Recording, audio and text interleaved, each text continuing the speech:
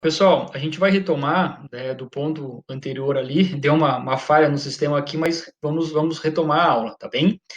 Então é o seguinte, a gente estava comentando com vocês que a gente vai iniciar um protocolo de ATF, tá certo? E dentro desse protocolo de ATF, a gente vai acabar fazendo o processo ali de superovulação, tá? Então, o protocolo de ATF normal, ele tem início ali com a utilização do benzoato estradiol associado ali ao implante de progesterona, tá? Lembrar que esse implante ele vai lá no fundo vaginal e vai ficar liberando ali a progesterona, tá? Toda vez que você faz essa combinação, mas especialmente quando você usa o benzoato, a onda folicular ela vai ser zerada, tá? Porque ou vai ocorrer um processo de ovulação ou vai acabar ocorrendo a atresia do folículo, né? Dos folículos subordinados, tá bem? Perante a isso, como a onda folicular ela acabou zerando, em torno aí de 2, 3 até 4 dias, vai ter início ali o processo de recrutamento, tá? Zerou a onda, é normal, é fisiológico, é esperado, né, que uma nova onda de crescimento folicular ela tenha início, tá bem? Então, como o objetivo da superovulação é iniciar a superovulação numa fase de recrutamento, a gente vai fazer isso por volta do dia 5, tá? Lembramos a vocês ali, como foi relatado, que esse intervalo do dia 0 até o dia 5 é o tempo suficiente para que a onda folicular ela zere e inicie uma nova onda de crescimento. Tranquilo? A superovulação ela é feita em 4 dias consecutivos, tá? Não esquecer disso. Doses decrescentes, metade pela manhã e metade pela tarde. Como é o primeiro dia, nesse primeiro dia aqui, a gente vai acabar fazendo 40% da dose, tá bem? 20% pela manhã e 20% pela tarde. Segundo dia agora da superovulação, a gente vai fazer 30% da dose, metade pela manhã e metade pela tarde. Tranquilo? Vamos pegar o lápis aqui para ver se ajuda. Aí. Então, beleza.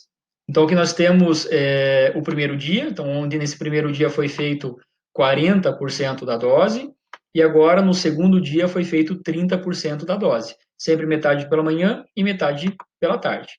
Terceiro dia da superovulação, a gente vai fazer 20% da dose, 10% pela manhã e 10% pela tarde, e aí finalizamos com o quarto dia da superovulação, onde será feito 10% da dose, metade pela manhã e metade pela tarde. O que vocês percebem mais uma vez? Que mais uma vez entra a dose de prostaglandina. Então, tem uma dose de prostaglandina no terceiro dia da superovulação e temos mais uma dose de prostaglandina no quarto dia da superovulação. Por que isso, professor? Lembro que no primeiro dia, que é o dia 0, né, o primeiro dia do protocolo, a onda folicular ela pode zerar baseada em atresia, mas ela também pode zerar baseada em ovulação. Então, se eventualmente ocorrer a ovulação, é fato que essa fêmea tem um corpo lúteo. Esse corpo lúteo ele deve ser eliminado, ele deve sofrer luteólise, para que lá na frente ele não atrapalhe o processo ovulatório. Tá? Lembramos que a progesterona produzida pelo corpo lúteo acaba atrapalhando a liberação do hormônio LH, que é fundamental para a ovulação. Tranquilo? Então, por isso, né, está explicado, justificado para vocês o porquê do uso desta prostaglandina, tá bem? O que mais que a gente vai fazer? Então, com o uso da prostaglandina, a gente elimina o corpo lúteo, que é uma fonte endógena de progesterona, tá? Porém, a gente tem uma fonte exógena, que é o implante. Então, nesse momento, o que a gente faz? Tira o implante também, tá? Tenta imaginar. Então, nesse momento, há uma grande população de folículos no ovário dessa fêmea, que no momento não sofrerão ovulação porque tem progesterona circulante. Como a gente retirou o implante e fez a dose da prostaglandina, acabou a fonte de progesterona e automaticamente ali essa fêmea entra em fase folicular. Ela com certeza vai acabar apresentando cio, beleza? A partir disso, ela vai com certeza ter uma ovulação, porém a gente não tem uma definição, uma exatidão de quando vai ocorrer essa ovulação e quantas ovulações vão acabar ocorrendo. Mais uma vez, quem que a gente vai acabar utilizando? O GNRH, tá? Por que a gente não usa o benzoato? Professor, o benzoato não pode fazer feedback positivo para o LH induzir a ovulação? Sim, ele pode. Mas nesse caso, como é uma grande população de folículos, o GNRH tem uma maior eficiência. Ele é capaz de gerar um maior número de ovulações quando comparado ali ao hormônio estrógeno, tá bem? Feito o GNRH, a gente faz esse GNRH pela manhã, 12 horas depois, primeira inseminação artificial. E a gente vai seguir o mesmo critério adotado para aquele primeiro protocolo. Então, na primeira inseminação artificial, a gente vai acabar fazendo mais uma dose de GNRH, tá bem? Vamos pegar o lápis aqui. Então, a gente vai fazer mais uma dose de GNRH no momento da primeira inseminação artificial, e aí no dia depois, que seria o dia 10, pela manhã, então dia 10 pela manhã, a gente vai fazer a segunda inseminação artificial. Por que duas doses de GNRH e por que duas inseminações artificiais? Porque com o GNRH a gente aumenta o número de ovulações e com duas inseminações artificiais a gente aumenta a chance de fecundação. Beleza? E não esquecer que o marco, para que a gente faça realmente o processo ali de coleta e transferência, é a primeira inseminação artificial. Então, se a gente realizou a inseminação artificial no dia 9, a gente contabiliza mais 7 dias, e aí, automaticamente, a coleta nesse protocolo vai cair no dia 16 do início do protocolo. Tranquilo? Informações relativas à coleta, manipulação e transferência, a gente conversa com vocês em outra aula. Beleza? Então, esse protocolo que está exposto a vocês é o protocolo mais utilizado. É o protocolo ali que mais se adapta à realidade aí do campo. Beleza? E o último protocolo, vocês vão perceber que a essência é totalmente a mesma. O que muda? Vocês percebem que no dia 0, a gente não usa o benzoato de estradiol e sim vai fazer a punção, vai fazer a aspiração do folículo dominante, tá? Parece um pouco estranho isso? Sim, concordo com vocês, tá? Mas qual que é a vantagem e única vantagem? Se a gente faz com o hormônio demora mais tempo para zerar a onda folicular. Se você vai lá naquele dia, chegou lá para iniciar o protocolo, e você foi lá e puncionou, aspirou todos os folículos do ovário da fêmea, naquele momento, naquele exato momento, a onda folicular zerou. Então, como ela já está zerada de maneira imediata, automaticamente a gente acaba ganhando alguns dias, porque não é necessário que um hormônio, né, baseado na fisiologia ali, zere a onda de crescimento folicular, tá? Dessa forma, a nossa superovulação, ao invés de começar no dia 5, ela vai acabar começando no dia 2, tá? Espero que vocês tenham compreendido que esses 3 dias que a gente ganhou foi pelo fato da gente ter aspirado, puncionado os folículos e automaticamente já zerou a onda naquele momento. Se a gente fosse se basear no benzoato estradiol, que é uma alternativa, a gente teria que esperar que o hormônio fizesse esse efeito, que ele zerasse a onda folicular por si só, tá? E aí segue o protocolo normal. Então, o primeiro dia da superovulação vai cair no segundo dia do protocolo, 40%, né, da dose, 20% pela manhã, 20% pela tarde. Segundo dia da superovulação, 30% total, né, desse dia, 15% pela manhã, 15% pela tarde. Segundo dia da superovulação, 20%, né, 10% pela manhã e 10% pela tarde. E aí finaliza com o quarto e último dia da superovulação, onde será feito 10% da dose, 5% pela manhã e 5% pela tarde. E mais uma vez, quem que apareceu aí para nós? A prostaglandina. Tá? Ela é necessária para que um eventual corpo útil ele seja eliminado, né?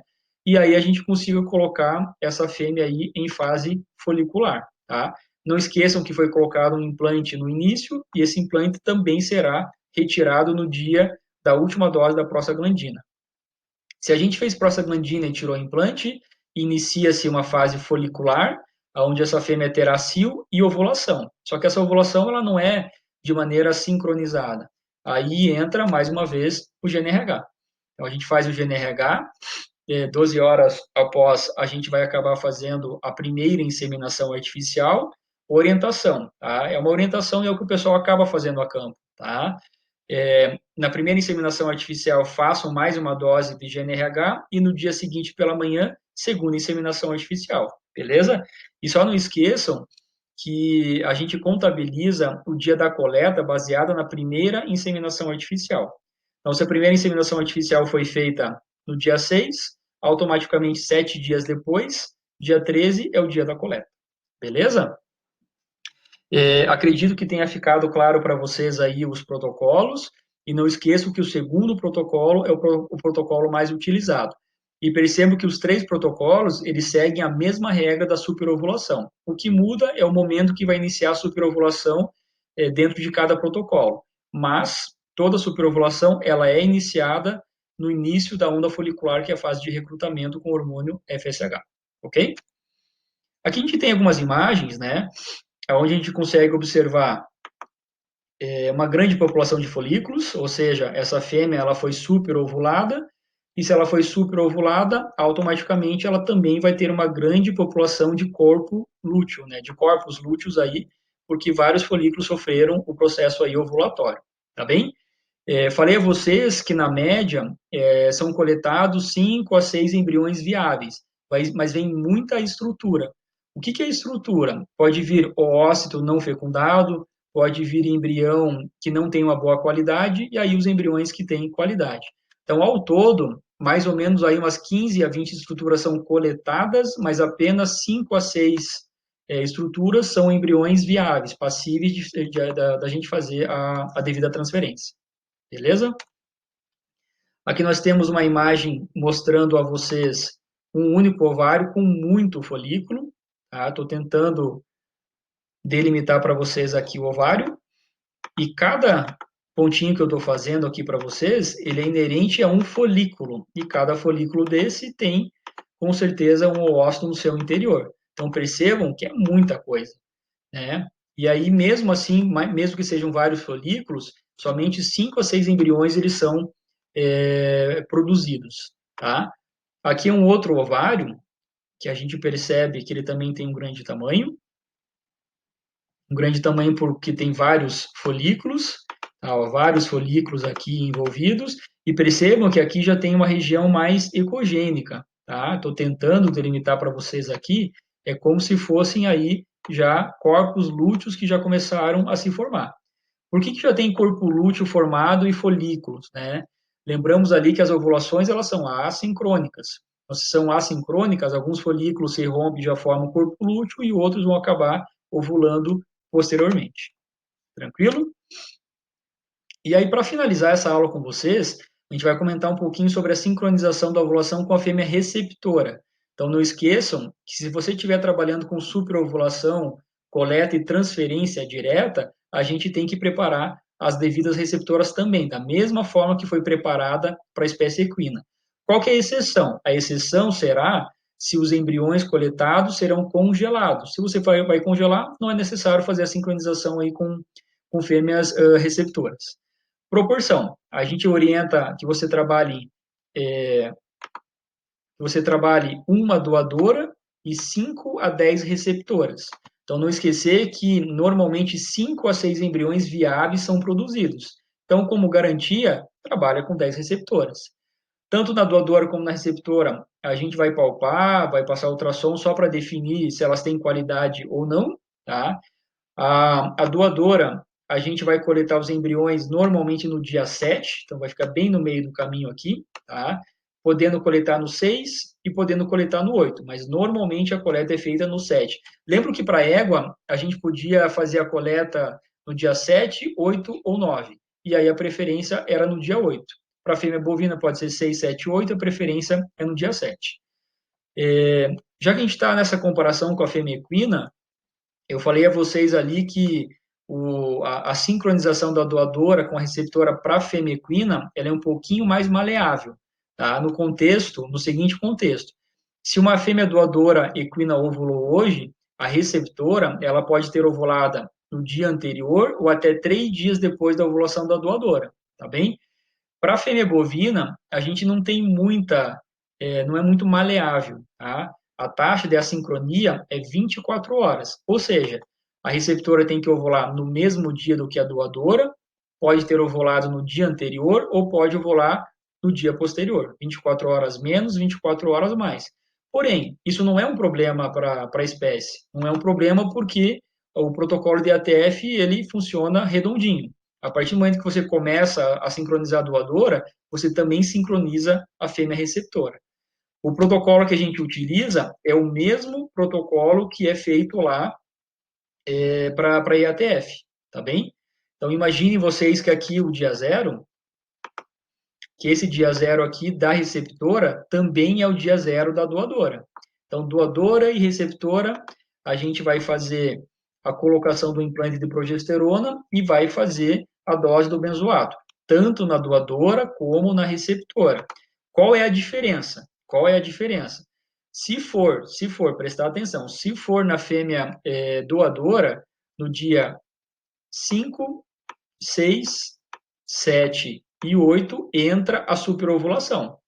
Lá nas doses decrescentes, metade da dose de manhã, metade da dose da tarde, o que a gente já falou várias vezes com vocês. Só que isso não será feito na fêmea receptora, tá bem? Não é necessário ela passar por superovulação, porque a gente não vai coletar embrião dela. Chegamos no dia 8, no dia 8 a gente vai retirar o implante e vai fazer uma dose de prostaglandina.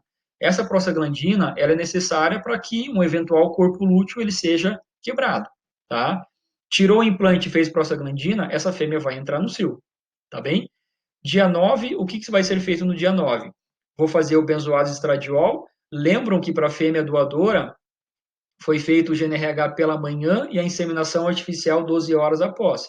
Eu não preciso usar GNRH aqui, porque é somente um folículo que essa fêmea vai ter, tá? Outro ponto importante, essa fêmea não será inseminada. Não esqueça que ela é uma fêmea receptora. O objetivo aqui é só induzir a ovulação e ela formar corpo lúteo para que o útero ele esteja banhado posteriormente pela progesterona. Então, ela não recebe a inseminação artificial, por favor, não esqueçam, tá bem?